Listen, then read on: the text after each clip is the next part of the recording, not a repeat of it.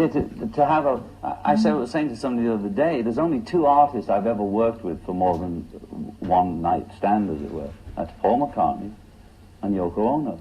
I think that's a pretty damn good choice.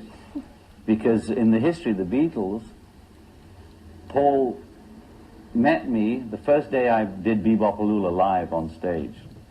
Okay? And a mutual friend brought him to see my group called the Quarrymen. And we met and we talked after the show, and I saw he had talent, and he was playing guitar backstage and doing 20 Flight Rock by Eddie Cochran. And I turned around to him right then on first meeting and said, "Do you want to join the group?" And he said, And I think he said yes the next day, as I recall it. Now, George came through Paul, and Ringo came through George, although, of course, I had a say in where they came from, but the person I actually picked as my partner, who I recognized had talent and I could get on with, was Paul. 12, or however many years later, I met Yoko. I had the same feeling. It was a different field, but I had the same feeling. So I think as a talent scout, I've done pretty damn well. But let's face the reality. I've had the boyhood thing of being the Elvis and getting my own spot on the show. I want to be with my best friend my wife. Who could ask for anything more? I'd sooner do something else together than not work together. And that's why I think that comes across in the work now. And we feel like this is just the start now, you see. Trouble Fantasies, this is the first album. I know we worked together before, we even made albums together before, but we feel like this is the first album. I feel like nothing happened before today.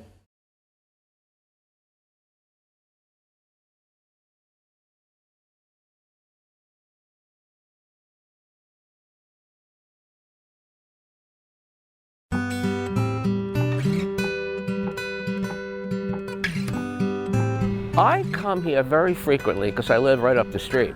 And coming to Strawberry Fields for me is like going to church in a very humbling way. Every time I come here, obviously I think of John and the rest of the Beatles. And I find it very relaxing to come here. I sometimes come here and read. I sometimes come here to eat my lunch or breakfast or whatever. And I just find it a wonderful place. And of course you have all the guitar players and everything. It's sort of a ritual. They play regularly every day. 24/7 practically. So it's a great place to just relax and hear the great music and just hang out for a few minutes each day. Howdy everyone, I'm Sergeant Tepper. I'm one of the musicians over in Strawberry Fields, been here about 2 years now. What's incredible about the Beatles, I've been street performing for about 16 years, and kind of transitioning into mostly playing Beatles tunes is that I used to only play my original songs and think like, I don't want to play covers. Why would I want to play covers? They've already been played. What I learned here is that covers hit someone in an emotional center, in a nostalgia point, because everybody has some kind of affinity for a Beatles tune. They've got their first kiss was to a Beatles tune. They've got, their first dance, whatever it was. If you play a song, they might not even realize how heavy it's going to hit them until they hear it. And they go, oh my gosh, I remember when. And when you can access somebody's nostalgia, you're doing a good job. If I could describe John Lennon in one word, it would be love. He personifies the word. He acted upon his love. He didn't just say the word, he acted upon it throughout his life. And he's taught, speaking for myself, many of the lessons that I carry on to this day and will till my dying day. When it comes to his stance in life, peace and love and all that stuff, all you got to do is listen to Imagine, and it's all there. As a matter of fact, the 72nd Street subway station, it's Yoko's Clouds, above us only sky. Remember, you have to imagine the things, and not only imagine the things you have already, you imagine the things you want to do or have in the future, because if you only imagine the things you have already or in this moment, you go to be in the same position and don't go to be the best version of you. His lyrics on so many of them are pure genius. By any standard. And I put them right up there with George Gershwin, Beethoven, etc. Bach, there's no question. These guys together created something equally as magnificent as the great composer of our day. And anybody that thinks otherwise, I don't want to talk to them. I would describe Yoko Ono as a genius in her own right. Benevolent. Because she was innovative and risk-taking, and she didn't care what people thought. If I could describe Yoko Ono in one word, it would be experiential, because especially if you look at most of her artwork, it is something that you're not supposed to just be right next to. It's something you are supposed to interact with. You know, either you're ripping the cloth and putting your hand through it, or you are hammering a nail into a piece of wood. Her artwork, or even just you're listening to her like tribal screams, her artwork itself asks you to be a part of it. I believe that she came into John's life at a time where he needed someone to guide him, and I believe in fate. I don't believe in coincidence in this life. And I think from that moment on, he needed just what he needed to take the next step in his life and have all those things that he never really got to achieve as a Beatle. And you could just tell when Double Fantasy came out how truly, truly happy John was, and we were happy for him, that's for sure. You know, and the fact that he lived right there, I mean, talk about going to church, you know. I mean, there's not a day I come here and I'm not totally humbled by just the thought of the fact that he lived here and I'm living here. That's pretty cool as far as I'm concerned. Strawberry Fields means everything to me. It's a very special place. I lost my mom recently, and we're here to pay tribute to her, and this was her very special, most special place in New York, and we come back every chance we get, and this time it's extra special to be here for her. And today happens to be her birthday, so that's cool too. Took us 3 years to get here, and my Mamma Mia's last request was to share the spirit in Central Park in front of John's home, John and Yoko's home. And we're here to do that, and just being here in the park with Mr. Tepper and all the great people singing music and sharing peace. It's so overwhelmingly refreshing to us, and Mamma Mia, we made it.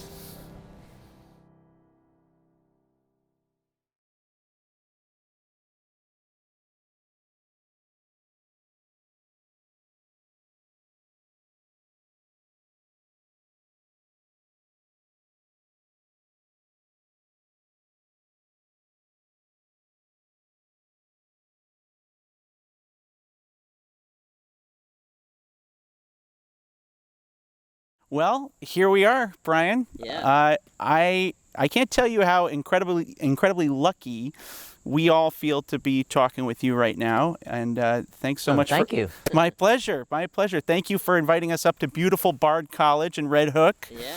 You are, I don't think I can describe enough how extensive your work has been as a photographer. It's been such an excellent window into so many great rooms. And I'm just wondering what your sort of process is, depending on the differences in looking through those windows, whether you're looking at a John Lennon or if you're looking at a Muhammad Ali. What is some of the differences that you could point out in terms of what you're photographing and how you look at it?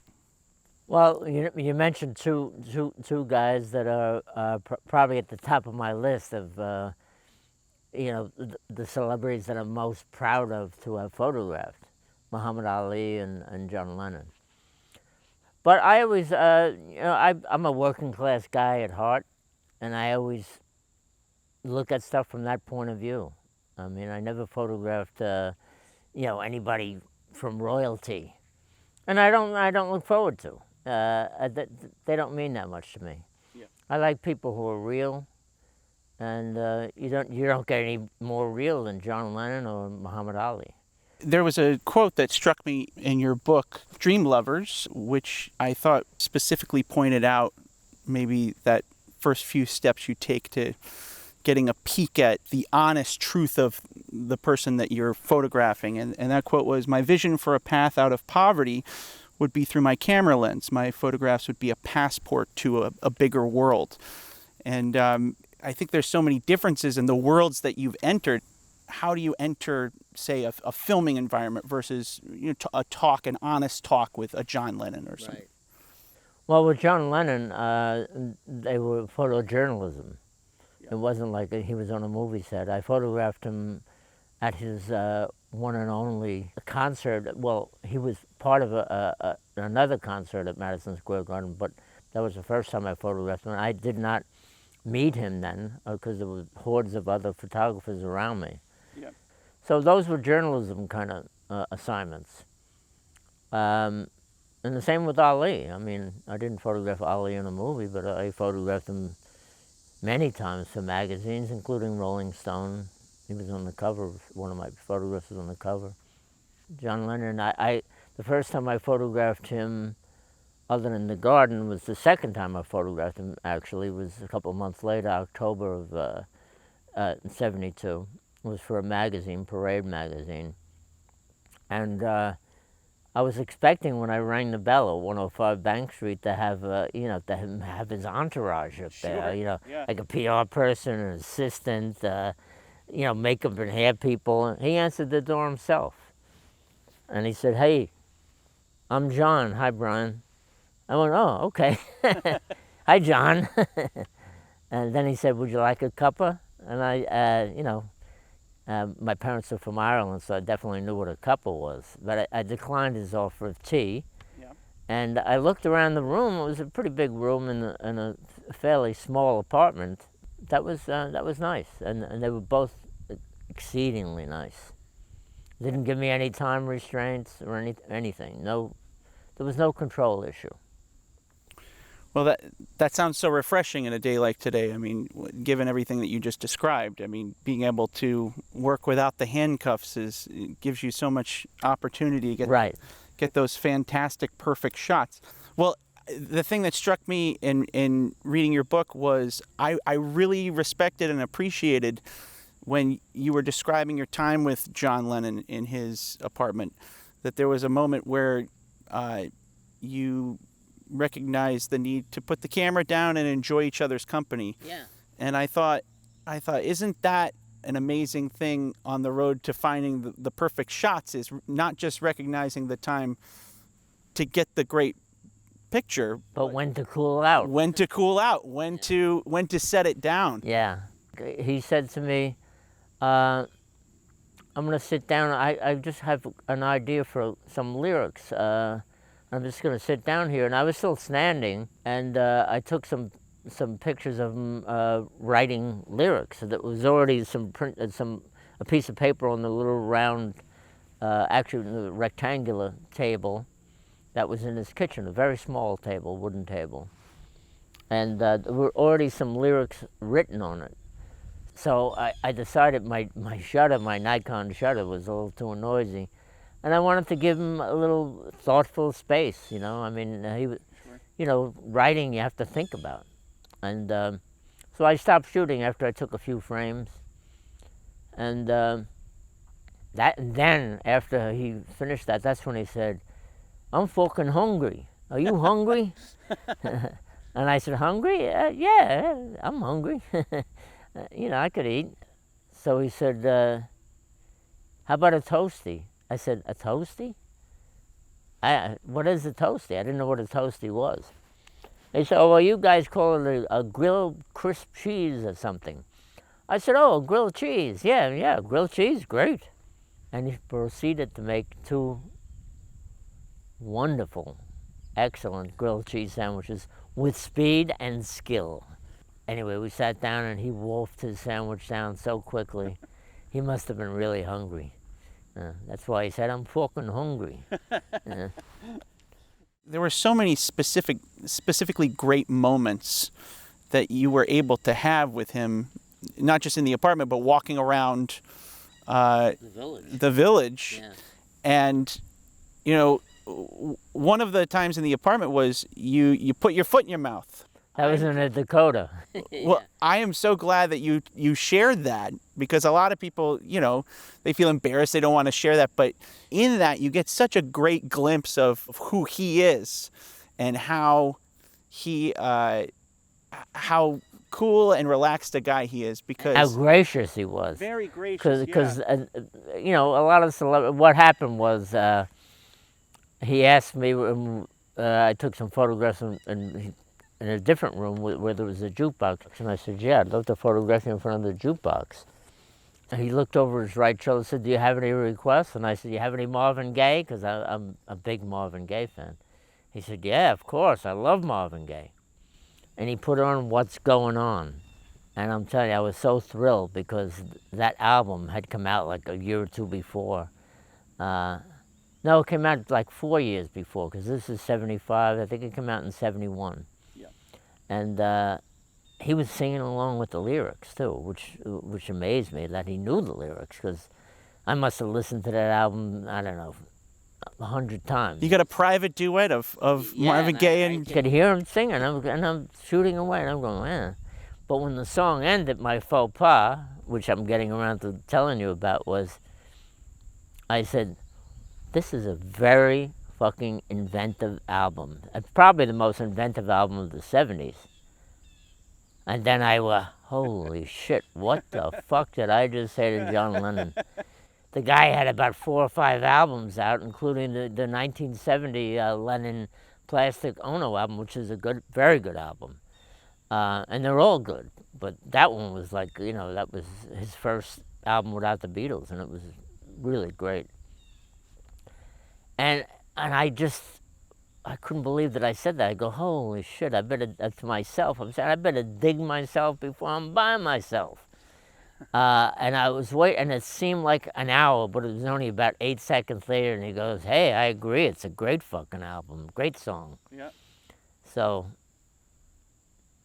that made me feel good. That's why he was gracious.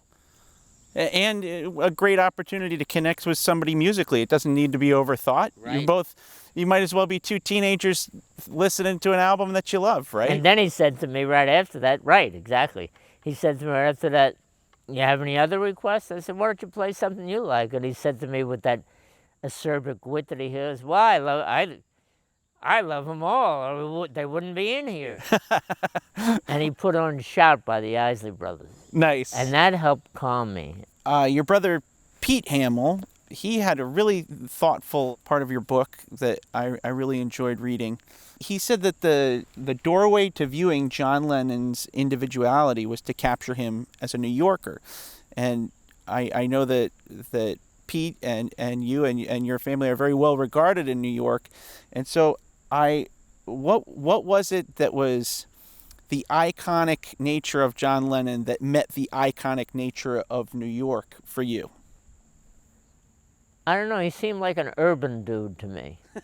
Yeah, you know? Yeah. He seemed like an urban dude. I mean, I've been to London. I've never been to Liverpool.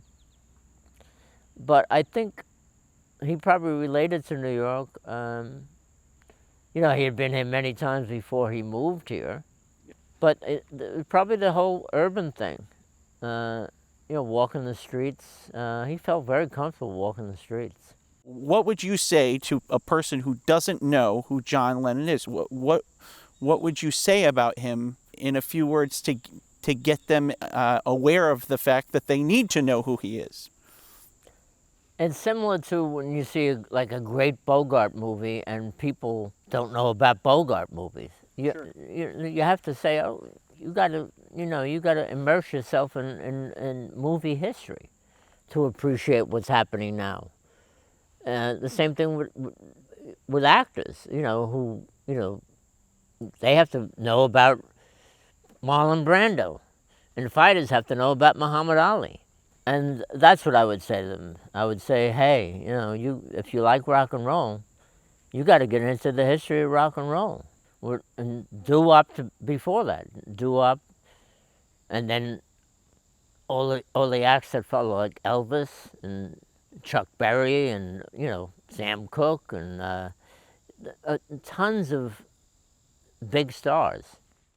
What does Yoko's legacy mean to you? Who is Yoko to you as a person? Well, I went to see her show at MoMA.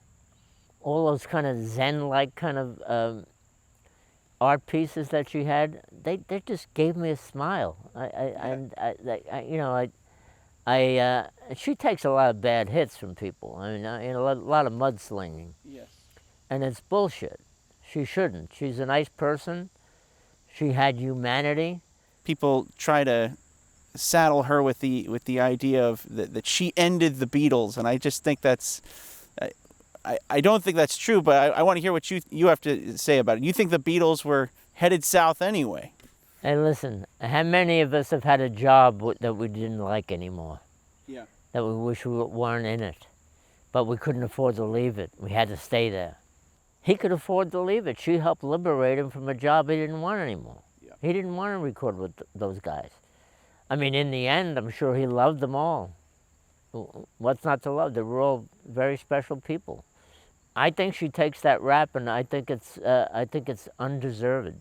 Yeah. I just go by my own instincts. To me, it didn't seem that way. I never did. But some people still feel that way. We're talking about the tribute element of Yoko Ono, one of the greatest tributorial widows, wives, loving figure that you could probably name. She organized that aerial photograph of thousands of people that created that peace sign in Central Park. And I mean, today you still go there and you can go into Strawberry Fields and see such amazing magical moments. So what does Strawberry Fields mean to you? Very emotional. Every time I'm up in that neighborhood, I try to make a little trip there, and I remember little special moments I had with John. Even though they were in the context of my life, they were not that much time, but they were important, and he was very special. Like I said to you earlier, he reminded me of a working class guy that I grew up with. He was just like a regular guy. I don't know how to say that any better than that.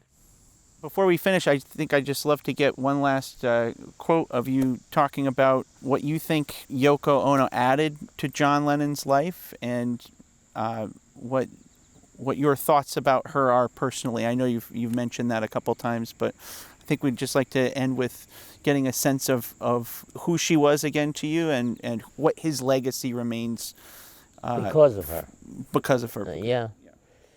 Well, they should go to Strawberry Fields and pick up the vibe that's there and just hang out. Even if they just sit down on a bench for 20 minutes and watch the reactions of young and old. That's something that Yoko created for him and about him and for his legacy. So she helped him in countless ways. I mean, I just sensed that when she was with him, that he really, she meant a lot to him.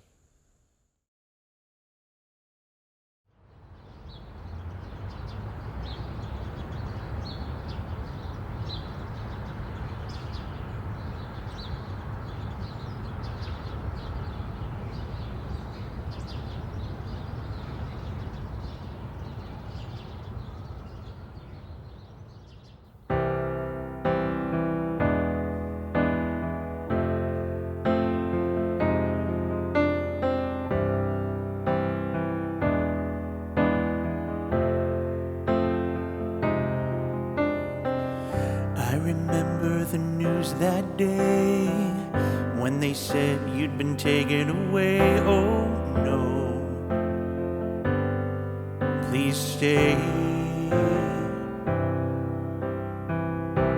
And all the people cried, our dear John Lennon's died. Oh no, somebody tell me why. Everybody else who knew everything that you'd been through said no, no, no, it can't be true. But that woman who loved you knew. She knew just what she had to do.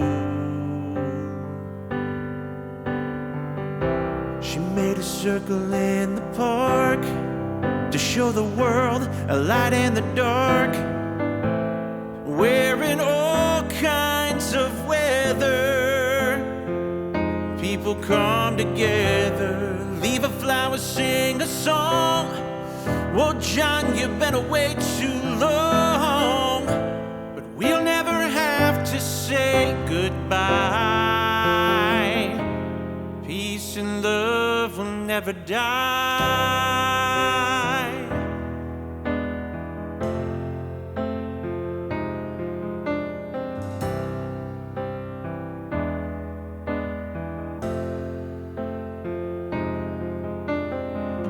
Now we're reading the news today, and thanks to you, we got something to say. Give peace another chance to find its way. We hear the people crying, how many more have to lay down and die in vain? Somebody tell me why.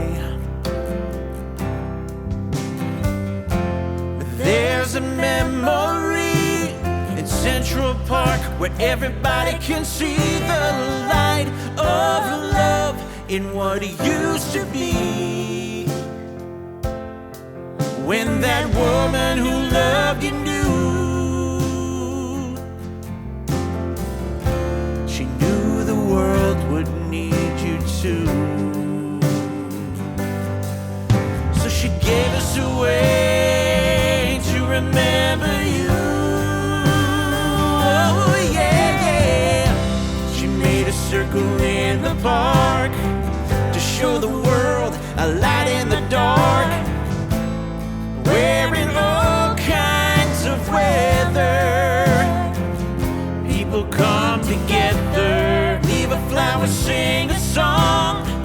Well, John, you've been away too long, but we'll never have to say goodbye. Peace and love will never die. Yes, words can be so misunderstood. Together you made them feel much more than good, teaching us to find what is love and what is real, finding truth in peace of mind, so that this world can truly heal. Oh, blackbird, take these broken wings and learn to fly.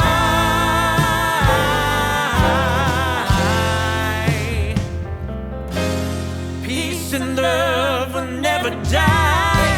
She made a circle in the park to show the world a light in the dark. We're in all kinds of weather. People come together, leave a flower, sing a song. Well, John, you've been away too long, but we'll never have to say goodbye. Peace and love will never die.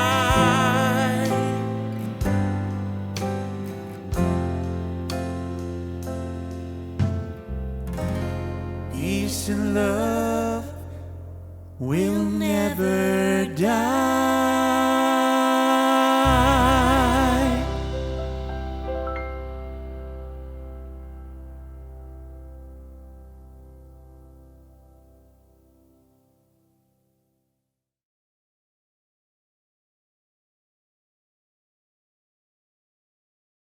Love, love, love. Love, love, love. Love, love, love.